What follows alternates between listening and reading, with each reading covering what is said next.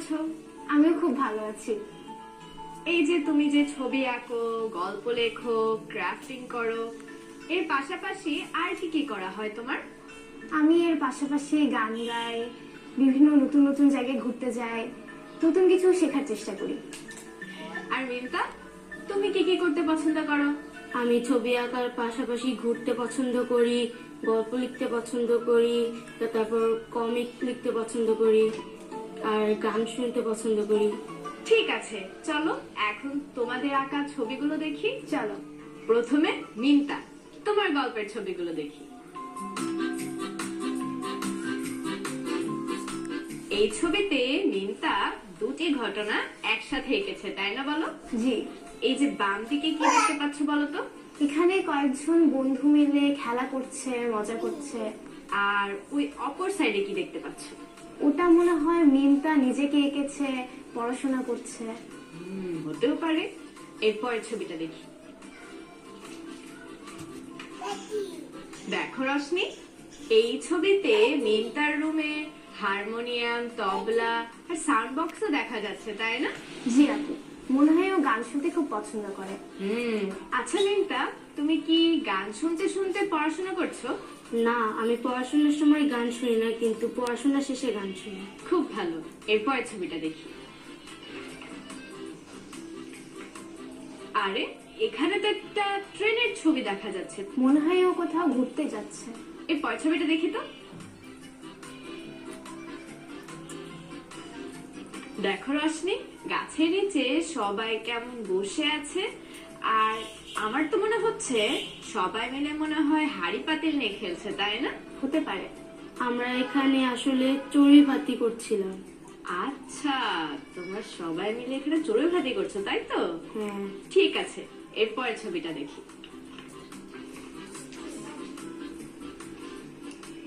সবাই মিলে কি মজা করছে, একসাথে সাঁতার কাটছে, পানি নিয়ে খেলছে, কত মজা করছে, তাই না? জি আপু। তোমার গল্প তো খুব মজার ছিল। ধন্যবাদ। রশনি, তোমার কাছে কেমন লাগলো? মিমতার গল্পটা সত্যি আমার জীবনের সাথে মেলে। এক জায়গায় থাকতে থাকতে একই রকম জীবনযাপন করতে সত্যি একঘেয়েমি চলে আসে। এই জন্য বাইরে ঘুরতে যাওয়া দরকার, সবার সাথে খেলাধুলা করা, মেশা দরকার। একদম ঠিক বলেছো। তোমার গল্পের ছবিগুলো তো দেখলাম। এখন চলো তুমি আর রশনি মিলে যে ক্রাফট গুলো বানিয়ে এনেছো সেগুলো দেখি। আর ওটা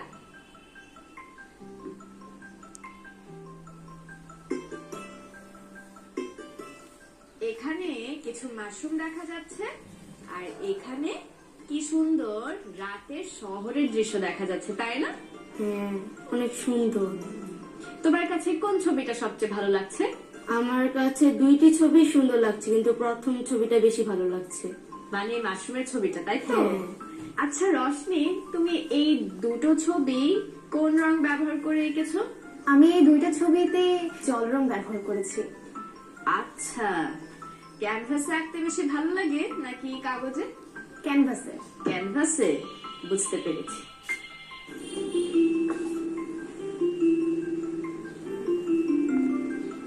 বাহ, এটা বানিয়েছো ক্যাকটাস, তাই না? হ্যাঁ। আর এটা কি বানিয়েছো? বেস্ট ফ্রেন্ড লেখা আছে। এটা দুইটা কার্টুন ক্যারেক্টার আমি আমার কল্পনা থেকে বানিয়েছি। খুব সুন্দর হয়েছে। এই জিনিসগুলো তুমি সত্যিই মাটি দিয়ে বানিয়েছো? হ্যাঁ। কি মাটি দিয়ে বানিয়েছো? এঁটেল মাটি। এঁটেল মাটি? কোথায় পেলে তুমি এঁটেল মাটি? এঁটেল মাটি আমাদের বাসায় ছিল। খুব ভালো।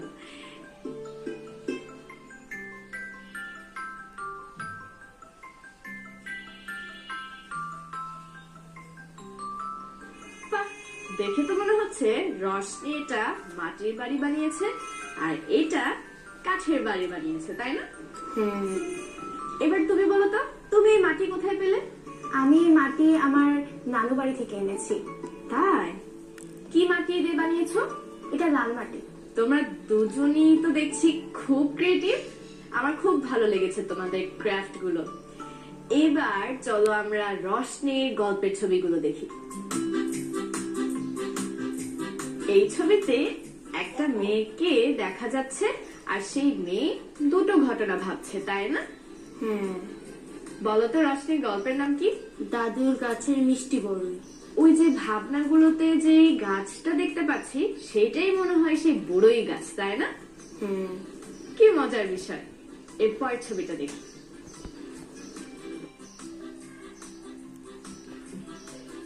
এটা কার স্কুল রশনি? এই গল্পে পিন্টু আর জগলু নামে দুইজন আছে, তাদের স্কুল। তার মানে এই ছবিতে যারা ফুটবল নিয়ে খেলছে তাদের নাম হলো পিন্টু আর জগলু, তাই তো? জি আপু। এরপর ছবিটা দেখি। এখানে মনে হয় দুই বন্ধু স্কুল থেকে বাসায় ফিরছে, আর এখানে দাদুকেও দেখা যাচ্ছে বড়ই গাছের নিচে। দাদুকে দেখে মনে হচ্ছে দাদু সেই দুই বন্ধুর দিকে তাকিয়ে আছে, তাই না? হ্যাঁ, লাঠি হাতে। এরপর ছবিটা দেখি।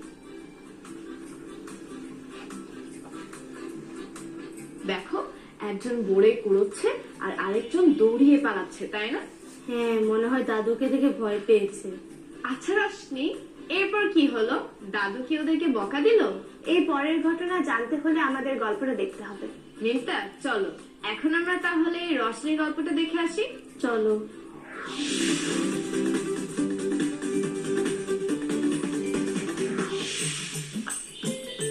পিন্টু আর জগলু খুব ভালো বন্ধু। ওরা একসাথে ঘুরে বেড়ায়, একসাথে খেলাধুলা করে, একসাথে স্কুলেও যায়।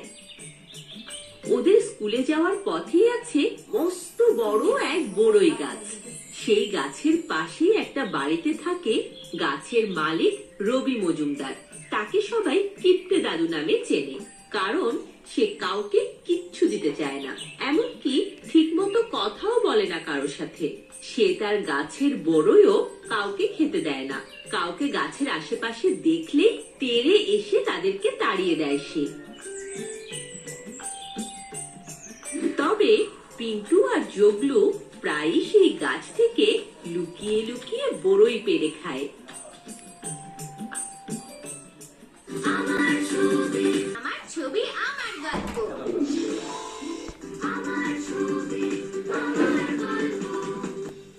একদিন ওরা যখন বড়ই পাচ্ছিল, ঠিক তখনই দাদু টের পেয়ে ঘরের ভেতর থেকে বলে উঠল, কে রে আমার গাছে? কে বড়ই পারে? দাদুর গলার আওয়াজ শুনে জগলু দৌড়াতে শুরু করলো। পিন্টুকে বলল, এই পিন্টু, পালা পালা, দাদু আসছে। এবারের মতো ওরা পালিয়ে বাঁচলো। দাদুর খুব রাগ হয় ওদের উপর, ভাবে ওদের দুজনকে ধরতে পারলে কঠিন শাস্তি দেবে। তাই একদিন দাদু ওদের ধরার জন্য স্কুল ছুটির আগেই বড়ই গাছের পেছনে লুকিয়ে রইল। হঠাৎ তার নিজের ছোটবেলার কথা মনে পড়ে গেল। তিনি মনে মনে বললেন, আরে আমিও তো ওদের বয়সে কত অন্যের গাছের আম পেড়ে খেয়েছি। ছোট বলে বুঝতাম না যে না বলে অন্যের গাছের ফল খেতে নেই। ওরাও তো ছোট, তাহলে আমার কি ওদের শাস্তি দেওয়াটা ঠিক হবে? এসব কথা ভাবতে ভাবতে স্কুল ছুটি হয়ে গেল।